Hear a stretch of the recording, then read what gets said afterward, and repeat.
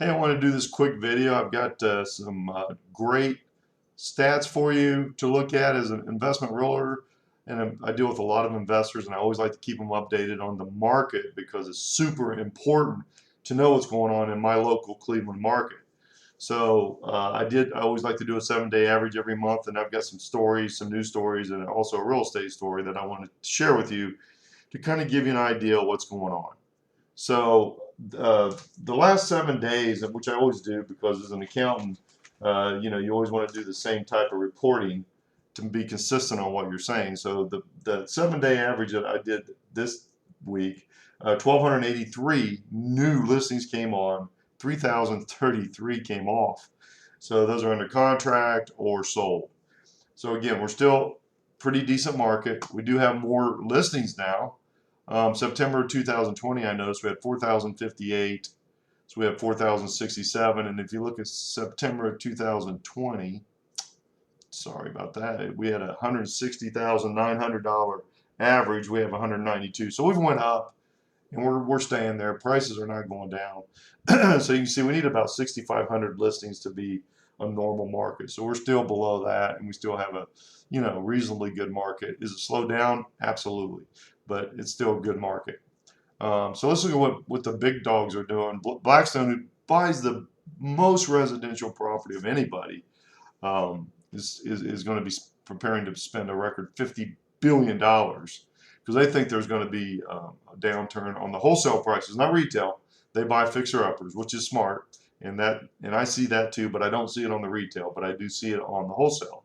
Meaning that if a property needs work, it's going to sell for less than it did before, which is great. Good for us, right? Because materials went up, construction went up, prices went up. Inflation is causing the wholesale prices to go down, not the real estate market. So it just costs more to do stuff now. So that's what they're preparing for, and they're all set up for that. And then if you look at the rents, nationally it's $2,000. In Cleveland is about half of that. Our average rents are anywhere from $1,250 all the way up. We've got one at $2,200 so a month. So they've went up quite a bit.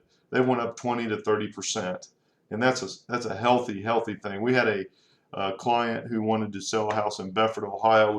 We had lease for 1,100. They've been in there for I think 2-3 years, and so we put a 30-day notice of property management, not me, did it, and then the property management came back and says, hey, your client's house that you sold them, they want to go up $300 in rent to $1,400 a month.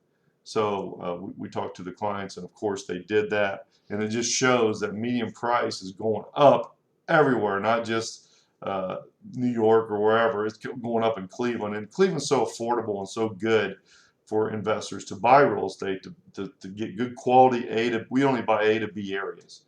So that's a great story. So if you're looking to get into it, or you have any questions or anything like that, call me 216-703-5740. If you're out of the country, WhatsApp me. I'm on there.